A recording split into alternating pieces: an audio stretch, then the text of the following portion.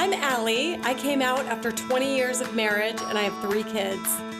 I'm Melissa and I have 2 kids and I came out at 37 after an 11-year marriage. This podcast is about coming out later and the struggles and victories that come with it. When coming out feels like the end of the world, but it's really just the beginning. This is the Lesbian Chronicles.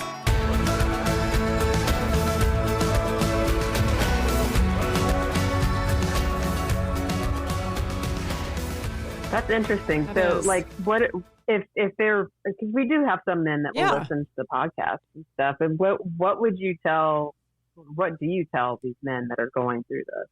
That you're going through your own experience that's equally valid and equally important to get support.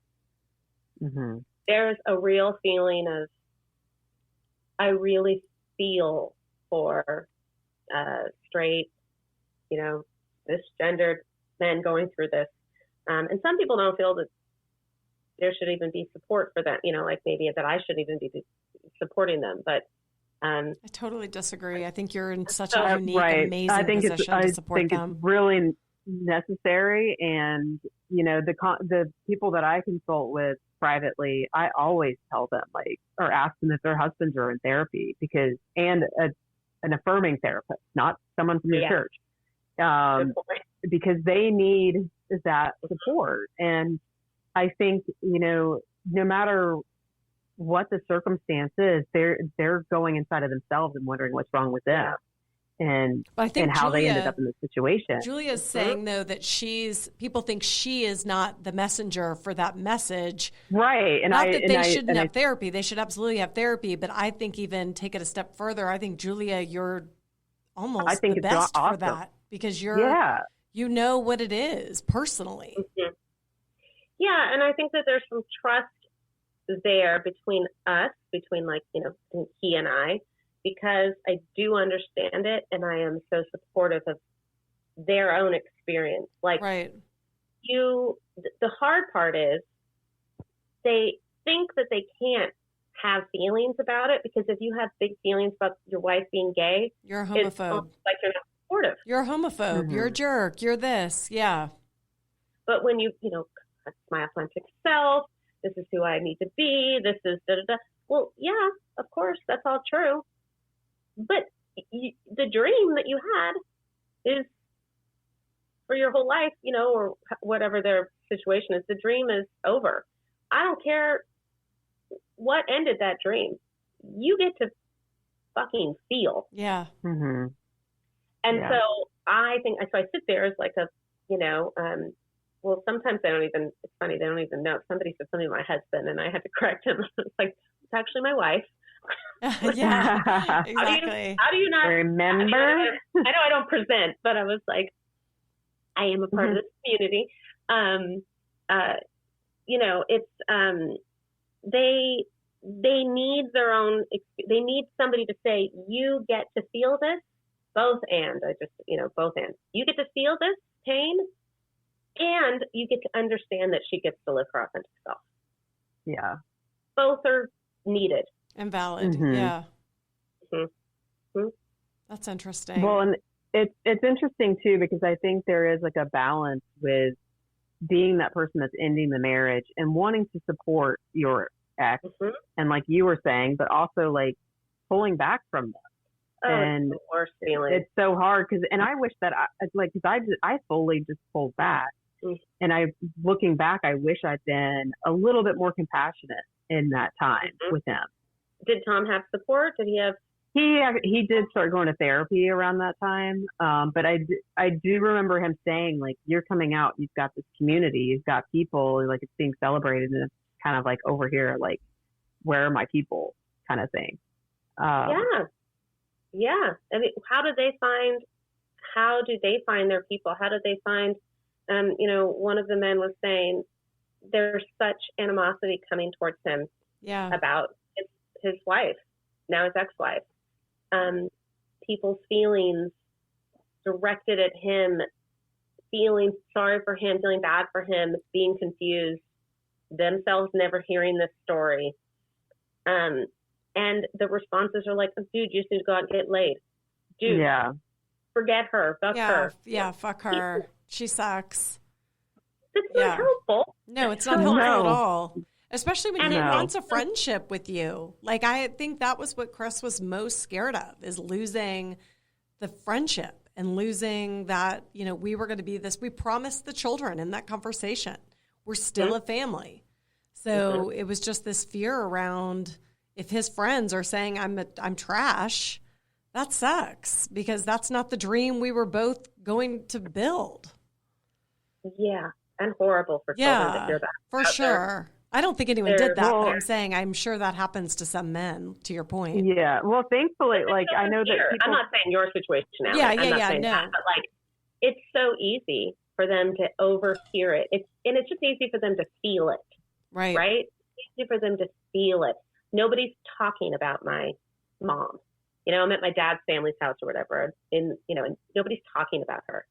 Or there's looks or comments. Kids pick up on this stuff. Totally. Mm-hmm. And when you have, when you're a kid and there's something wrong with you feel like people think there's something wrong with your parent, that is, you internalize that like something's wrong with me. For sure. Yeah. It was very important for me to like speak in the same way. Like, we still say dad. Dad's coming to pick you up. Dad is, Yeah. That's what we say. Yeah. Your dad just separates. It's separating. Your father. Yeah. Mm-hmm. Exactly. It's separating. It is. I agree. That specific example comes up for me mentally all the time, where I'll start to say, and I always just say, Dad's on his way. Or Dad's on his way. It doesn't need to be your dad. I never even thought about that. But I always say Dad's coming. Yeah. You can see Dad later on. Yeah. Like, that kind of thing. Because you have a good relationship with him. You have a partner that is okay with that. Sometimes it sounds more intimate, right? It does sound more intimate, but I do it. I think that's really, it's really good. Or even, I'm taking you home. I don't even say Dad's house or Mom's house. I say, well, you're going to go home and then you're going to come back here. Or, I'll say the street name. Sometimes we call it the street names. Yeah. Because for them, it's just their family. Yeah. If you say, I think that's interesting. I want to think about that more in other ways. I know, because I was just thinking, I think I say Dad's house, but maybe I should change the wording. It's easier than saying 1, 2, 3, 4, But they'll say Mom's house and Dad's house. I'm not going to lie, I tend to be like, call this house home to them. Yeah. In my own little, like, dream mind. Yeah. Whatever. Yeah. But that's their home too.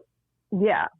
That's their home too. And so any little thing, any little way to do that, it's funny. They call it their bonus mom, his wife, they call it her house. They say her name. Her house. That's funny. We're very strong women in our. I like that a lot. Funny. Yeah, and I love her. She's wonderful. So, but little things like that. It goes way beyond just like not talking negatively about them, which I wouldn't do anyway. But I don't ask them in the beginning. I never asked them what they did there. I never said like, well, tell me about the last few days or tell me what you've been doing, because they don't fucking care. Their life is not meant to be like, it's kind of like, it's kind of like you have to check up, like, and making it seem like where they were at was not stable. And I noticed that initially, he doesn't really do this anymore, but Tom, when he would be on the phone with them, it would be like 8:00 and he'd be like, did you eat dinner? And it's like, of course they ate dinner. No, like, we didn't. Day. Like, come on. Exactly. Did your mom feed like, you? Asking them that. We're intermittent fasting together. Tom. Right. Yeah. But now he will say, what did you have for dinner? Yeah. And that's like, it's such a better twist on the question. But the question really probably is, at that age, he doesn't know what to add. You're trying to keep the conversation going because they're you're little. trying to have a conversation with a baby kid on the phone, and it's not easy. Yours are younger. Well, so yours are younger than mine. They were 3 and 5 when I got divorced. Now they're 8 and almost 10. Yeah. But even so, when I get on the phone with them, it's tough, and you're like, what'd you do at school? I don't know, that kind of thing. But what I started doing is when I do get on the phone with them, and he does this too, if they're not feeling talkative, I just say, you know what, I know you want to get back to playing your game, and I just wanted you to know that I'm thinking about you. I'll talk to you tomorrow, or I'm going to see you tomorrow, and I love you, that kind of thing. And just keep it. Don't make it a drag. Sweet. Yeah. Yeah. Like, I don't want to make them commit to 30 minutes on the phone with me when that's not what they want to be doing. Right. No, it's not. And Allie, your kids are older, so now which is wonderful. So our 12-year-old, 12-and-a-half-year-old, she has a phone, and she can FaceTime you, or we still have we have a text. The 4 parents, we have it's called Modern Family. We have a Modern Family text chain that nice. He came up with it, or his wife came up with the name, something. But and we use that all the time. But she texts with her parents, and she wants to talk to Dad. She texts him. Yeah, calls him. Right. She's old enough to manage her own relationship. Yeah. Does the 18-year-old participate? So the 8 with like their dad, or even just like with your kids now and everybody. Like, is she in the mix? Oh God, yeah. I probably haven't said a lot because she's in college right now. She's I know, mine too. It kills me. It's so depressing for me. Is this your first to leave? Right? Yep. And freshman. Yeah. And states away too. States away. Like, not just like up an hour away. Oh yeah, she's a 15-hour drive because we've had to do it. So yeah. It's different. It's hard. Yeah, it's very little. But what's funny is like her brothers, because they're younger and busy, and like you said, they don't love to like be on the phone. But like she, who normally, in high school, she was constantly blowing these boys off, and like, they're pesky brothers. She now is like, Reed hasn't called me in 3 days, Mom. Tell Reed to call me. Like, she misses her brothers. Like, even like when she'll be like, FaceTime me when you're tucking Reed in, or, have Oliver call me. I saw something. Like, she's very, she misses them. Yeah. Yeah. And it's just, that's been kind of beautiful. Yeah. It's shifted a little bit. Yeah, from how shifted. They interacted when they were all under the same roof. Yeah. Yeah. Yeah. It was for the girls, the little girls, it was really hard for them. I think they felt like they were just, it had been 3.5 years, 3 years. They were just settling into her, probably. Together. Yeah. It was just like really, really that solid security feeling of this is my sister. Yeah, right. They've always gotten along great. I mean, we never had problems with like fighting or anything like that. And we had 50-50 custody. So she got to be an only child 50% of the time. Yeah, right. And we really, really focused on that. Like, she needs her time. Even if she's 15, 16, 17, 18, she needs her. That's a big change. Yeah. Of course. Huge change for her. She needs her time. So for the little ones, I mean, it's just, it's hard, but we just try and give her some space and then stay connected. But giving them a sister, and me, getting another daughter, It's such a gift. One of the treasures. Pieces of that. And even their dad and stepmom, coming to her graduation party and giving her a gift. And, that to me felt very, very, and there's been some rockiness with that. I mean, there has been some rockiness with that, a little bit, but very selfless. And, they don't have to have any kind of relationship with her. It's very loving. But for me, it's their daughter's sister. Yeah, right. So you sort of show love to have this to honor that. Yeah. Yeah. And it was that was not an easy, we definitely had some growing pains with that. Right. But they clearly came through. Yeah. I want to switch gears and ask you, a question that I'm just curious about, because you've been married now how long? 2.5 years. Okay, and then together 4. Almost 4. Almost 4. Okay, God. Yeah, we were really we're only together like maybe just over a year. You're very similar. I mean, that's almost Maria and I exactly. Yeah. But quick turnaround. Yeah, that's okay. Would you should see people do the math. When people do the math. Oh yeah. How old the littlest one is. And, exactly. Wait a minute. This baby. I don't add up. So I'm sorry. Go ahead. Oh, man. What would you say in your relationship now? Like, I would say we talk about we're coming into a different phase of our relationship. As we move into year 4, it doesn't look the same as it did year 1. Obviously, we've come through a lot of blending and a lot of things. But there are, still things that come up. What would you say in your relationship? I don't know if this is too personal, but what would be a struggle for you two now in married life? What's your partner's name? Maria. Maria, of course. Yeah. Oh my gosh, she's like famous too. She's very Catholic as well. We come with the same Catholic baggage. Does she have a Catholic? Of course, yes. Yeah. Maria Christina. Yes. Yeah. So, what would be the struggles right now? Like right now in our relationship? Yeah. Like, what does year 4 look like in this marriage for these lesbians? I mean, better than ever. Okay. I mean, I don't want to trivialize the hard times, so I will say some hard times, but like, I can't believe that I love her more every day. Yeah. And I think it's because it's because of what we've been through together, but it's also because I understand her better and she understands me better every day. Right. We learn. So we fought in the beginning. We don't fight anymore. Okay. I mean, we have very, impassioned discussions. Right. We had one the other day we both had a breaking point with caring for her mother and the stress of it. And we had 5 middle schoolers over and we had at the same time and, somebody's helping, the mother-in-law go to the bathroom and somebody, we have breaking points. But my thought is just always like, okay, is this normal behavior on her part or my part? Is this like a regular thing? It's usually never a regular thing. And so I was like, I just asked for her to give me a pass. That's what I say. Yeah.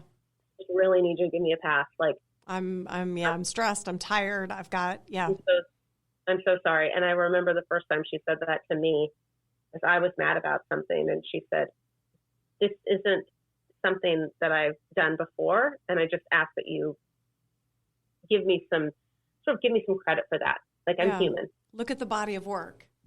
Look at the body of work. So right now, the biggest one probably would be, the oldest going off to college, her feelings around that, because the reality is she had 18 years with this human being. Yeah. Right. This incredible human being. I had 3. Yeah. This is exactly my life right now. Like she came from her body. Yeah. She did not come from my body. The 3 little ones came from my body. The older one came from her body. It's different. It's just going to be different. Like, and acknowledging that right from the start, that like you get to have your own feelings about it in your own relationship, and I get to as well.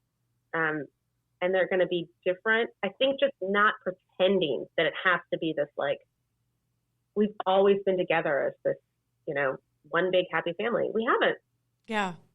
And to your point, like, too, of, because I felt like very similar, Maria's very close to my 18-year-old. She just turned 19, actually. But she's very close to her. At the end of this month, she's 19. Oh, my God. It's so crazy.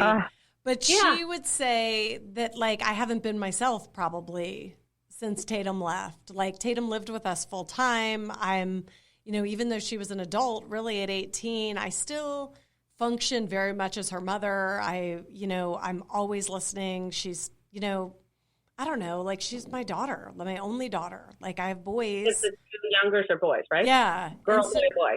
And so it was just kind of, I think Maria is having to show grace, kind of give me a pass because I'm tired and I don't feel great right now. Like, I miss her. Yeah. There's a hole in our house. I still call her multiple times a day. So I think that I like what you said. I'm going to start saying that to her. I'm going to need a pass. I'm going to need a pass. Pass. And Maria's going to call you and be like, why did you tell her that? Yeah, I'm running out of fucking passes. I don't have any more passes. I don't have any more passes. She's going to give you a coupon book. But it's right for Christmas. But it is that, it is sort of that we were talking about having a life before. Yeah. Yeah, there's no changing that. That's just fact. It's a fact. Yeah. Life before. And, it's why I waited, and asked her, when she was older, when she was 18, to adopt her, because I wanted her to make that decision sort of as a, quote unquote adult. They're not adults for a long time, but, and let her know that about our relationship. But I still recognize that, like, your relationship with Tatum is just, no matter how long Maria's been there, it's going to be different. Yeah. And so I let her, her grief around our kiddo leaving for college, it was totally different than mine. And she needed to have the forefront. She needed to be able to have sort of like center stage. Yeah. That felt really important to me. Right now, with her mom is like my mom. I mean, she's lived with us. I'm very close to her. But actually just saw my therapist for the first time in like 10 years. I probably should have seen her a little bit earlier, maybe 5. And she said, her mom is not it's not your mom. It's not your mom. It's your mother-in-law. Yeah. Mm-hmm. And you don't have the same history. You don't have the same triggers. You don't have the same dynamics. So, keep your sort of objectivity about it to be able to support her. But it's not your mom. It's her mother. And that's been really helpful for me. Like, everybody gets to have their own relationship. Everybody gets to, it doesn't have to be equal. No, and it isn't ever equal. Love. Like, it's there's enough love for you to have this relationship with Tatum, and for, Maria to support you in it, knowing that it's different, because she has Owen. She has Oliver, and he Oliver, was her only child. And she's beautiful at supporting me. I mean, she's been amazing about it, but I think I feel myself being short, not as, like, I haven't been as great the last few weeks, but I think I'm grieving a loss. Does she know that? Yeah. I mean, it's just, She knows how bad. Okay. Yeah, I just like what you said about sometimes you got to get the pass, because it's just, you're not, like, to your point, if there's middle schoolers running all over, or the mother-in-law is needing help, like, there's a lot of things in your life that are busy and crazy, and it's just, we can't be perfect all the time. I think I was curious around, like, this far in, you're married now, do things still come up? And I think just normal everyday stuff. Yeah. Yeah. Oh yeah, stuff still comes up. But, yeah. It's just so much. I'm just so myself with her, and it's so much easier. It's unlike anything I've, I don't need to even say it to you guys, because it's unlike anything I've experienced before. The joy of just, like, being loved just for me, and loving somebody just for them, and the comfort and connection. I'm so grateful for it. I can't believe I found it. Yeah. And that you could have missed it. Yeah, I could have missed it. My life would have been different, and that would have been what it would be. But I kind of knew that, like, remember a friend saying to me at one point that her husband was her sexual soulmate. Mm. And Melissa and I are like, what? What? Well, I know. And Allie's like, oh God, sex! Don't talk about sex. I know she's uncomfortable. I'm pretty open about that stuff. But I remember hearing that and thinking, like, what does that even mean? Yeah. What does it mean? Yeah. Well, and it's kind of funny too. I don't know what it means. With a man. Exactly. Exactly. It means they're straight. Yeah. Yeah. I I know now what it means, but at the time it was so confusing to me. So, and I've always been this like outwardly talking about sex person, this very, open person, but really not really keeping it inside. Just, I'd rather talk about other people's than my own. So kind of why I started the private group, because I would be posting something about like a vibrator recommendation and like double checking. This is not your personal page. This is not your personal page. That's hilarious. Bloomers. It says bloomers, right? It says bloomers. Oh okay. my God. Now I can post the dildo or whatever it was. That's hilarious. Go ahead, Melissa. No, go I was for going to say, we're going on an hour and a half. We've kept her really long, so we'll probably, oh my gosh, we can do 2 episodes, but I want to have her back on to do a sex episode. Would you do that, Julia? Because I think we're all kind of at different stages. Julie and I are more similar probably than Melissa, but I think people are interested in that topic, and to have someone who's comfortable talking about it, 4 years in, but also in the honeymoon stage like Melissa's in. Not anymore, I guess. You're kind of moving through that. But I think that would be a super interesting I'm in the honeymoon topic. Stage. Yeah. I'm not done with the honeymoon. I'm in the honeymoon stage. If you would come back on. I just sent her a picture. She was in the hospital with her mom, and I was like, I'm going to send her a picture. See, this could be a whole episode. Right? So we'll definitely have to have you come back for sure. Yeah. Yeah.